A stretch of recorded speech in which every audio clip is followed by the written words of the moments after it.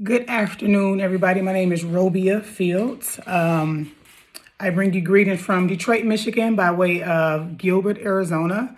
I am a licensed clinician, have been in the field for almost 20 years, enjoying every aspect of it. And so today, I kind of want to talk all things mental health and just a couple of things that we can kind of go into in regards to our mental health and just the importance of being abreast of everything that's going on.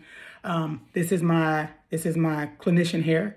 Like I'm a therapist by day and an artist by night, so everything I do is intertwined between healing and music, and poetry to be in particular. So I just wanted to chat with y'all a little bit. So I got some questions I kind of want to go over. And again, my name is Robia, and I am excited to be here. So let's start with the first question. What is mental health? I grew up in a family where my uncle, ever since I can remember, was experiencing mental health. And we would always call him crazy. And I didn't realize that crazy back then was actually people who are struggling with schizophrenia, paranoid schizophrenia, any type of acute, brief, or long-term psychosis. And that's what my uncle pretty much suffered from. So when I think about what is mental health, I think about mental health being a sickness in our mind that we cannot see. Normally, when we have physical symptoms like our head hurt, or we have a bloody nose or something we can actually see and tap into, we feel like it's okay. But mental health is something that we struggle with on the inside, and so often than not, are we all struggling with some form of mental health. So again, mental health is struggles. I would say, in my own terminology, struggles in our mind, a sickness in our mind that prohibits us from reaching our fullest capabilities. Why is it important? Why is mental health? I guess the better question would be, why is it important to delve into and to take care of our mental health? I would say, like I said, I've been in the field about almost 20 years, and what I've seen mental health take people out. I've seen psychosis ruin lives. I've seen trauma damage so many people, including myself. And I've seen the negative impacts of not actually seeking out a psychological evaluation from a professional who has practiced that, not just our somebody who lives down the street from us, or a PCP, even if that matters, but somebody who is really geared and have spent time learning and understanding human behavior. So it is important for all of us to take care of our mental health and to understand what's really in our family genes and how that may impact us and or our children or our grandchildren. What happens if you neglect mental health? You can go outside right now and you can go down to your metropolitan area and you can see a lot of members, some who've chosen to live in a homeless state, but some who are coerced to live there just because, life has gotten the best of them. Maybe they did not take care of their mental health. When we don't take care of our mental health, we see a lot of deficits like suicidal ideation. We see a lot of maladaptive behaviors through promiscuous behaviors, high risk behaviors, drug addiction to sex, addiction to shopping. We see a lot of maladaptive behaviors when we don't take care of our mental health, because our body is constantly in that fight or flight stage, and we're trying to balance what we know is abnormal versus, what everybody else is telling us. So when we're not taking care of our mental health, we're constantly battling or constantly in that state of stress and trying to get things together. But I think when we finally address mental health and how it may impact us, whether it's through a personality disorder or a substance abuse diagnosis, or some type of intellectual concerns, and we finally are able to hone in on how we start to move forward in our process. How do you start if you are apprehensive about seeking behavioral health? Well, first of all, what I would say is to sit down and assess the pros and the cons. I know quite a few people who have been to therapy over and over again and it hasn't worked. And people think that behavioral health is just therapy. It's three parts. Let me tell you, let me give you a little secret. One part medication, one part therapy, and one part exercise. And that combination of the three helps us to hone in and to delve into ourselves and what we need to do to make change. If you're apprehensive about it, there are so many different hotlines, from the National Suicide Hotline.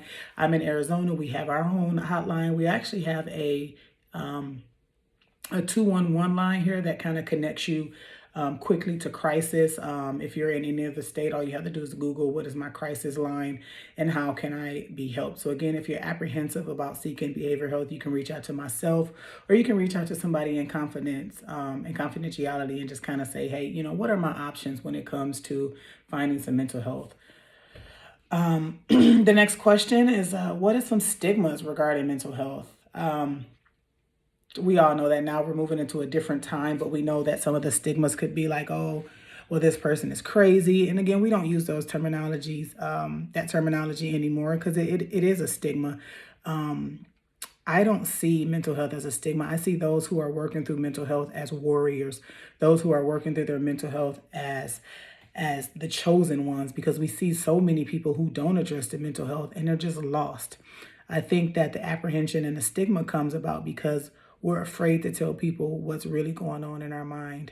For instance, growing up in a Black home, it was always, my mother was a social worker, so she promoted good mental health. But some of my other friends, when things happen in our family, we say, keep it in the family. Well, the family hurts us, and secrets have kept us in captivity and enslaved for such a long time. So we want to make sure that we decrease those stigmas by allowing our younger cousins and this younger generations to come up to talk about it. I have a goddaughter, and even though it's fun to her now, but she just don't know, I'm opening up doors for her to be able to express herself and her to be able to advocate about what's going on the inside of her mind, the nights when nobody can hear, the sounds that nobody else hears, what's going on, and how do you get through that? How do you address that? So even though she's 7, I'm starting with her right now, her and my godson. We talk about things that bother them and irritate them, and how do they move forward through that.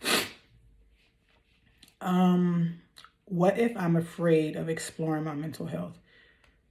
Fear is a major part of mental health. I know those who suffer with schizophrenia often don't want to take the medication because of the side effects that happens. And so they're fearful of what this different life will look like, and unbeknownst to them, the medication, is needed. And for a long time, we have honed in on medication is bad, medication is bad. And I have to agree that, in my younger years, my ignorance told me that medication was just a hoax.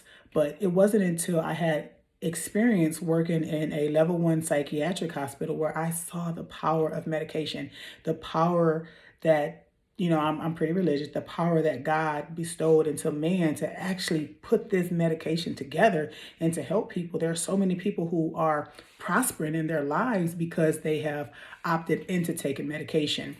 So if you're afraid of exploring medication and rather use a holistic approach, I'm all for that. However, I just don't know if you're dealing with something chemical or chemical in your brain, or your serotonin levels are low, or the neurotransmitters aren't working the way they're supposed to work. I don't know how much a holistic approach will work. Again, I haven't studied that. However, I'm a firm believer that take your time, do your genetic testing. Some people like it, some people don't, but I have found genetic testing to be a little more persuading, if you will, just because people get a chance to see what their body could react to. Maybe Prozac didn't work, but Wellbutrin did. Or maybe Wellbutrin didn't work for this person, but Lexapro did. So it's all about learning your body, all about doing your research. And again, I don't suggest you take anything unless you have done your research, and maybe you consult with your psychiatrist, again, not your PCP. PCPs are good and they're great at what they do, but when it comes to mental health, I encourage you to seek out a mental health professional, whether that be a psychiatrist, a psychologist, an LCSW, LMSW, LAC, LPC, and so on. Anything in that counseling realm, if you will. Let's see where we at. What are 5 key things to remember about your mental health? 5 key things I would say to remember is medication alone doesn't work. Therapy alone doesn't work. Exercise alone doesn't work. Talking to your best friend alone doesn't work. Friends are so brilliant and they are so needed. However, if you and your friend are going through a similar situation, how can the blind lead the blind? So 5 tips. Understand where you are in regards to mental health. Whether or not you've had a diagnosis or whatnot. include your family, include people who care about you, people that you know can have your back and understand what you're going through. Never isolate when you're going through a spell, whether that is a manic or depressive state. Never isolate. Surround yourself with people who love and care about you. Include exercise. Exercise, exercise, exercise. Because sometimes when we're down in the dumps, exercise releases those endorphins and it gives us a sense of, where you can breathe. And my last tip would be to breathe. Learn how to breathe again. Some of us walk around like this, and we can't breathe. And if you can't breathe, then you can't survive. And if you can't survive, then you can't live. And remember that it is okay not to be okay. So again, y'all, that's my time. We talked about all things mental health. Again, my name is Robia. I bring you greetings from Detroit, Michigan. I am your therapist by day and artist by night. Thank you.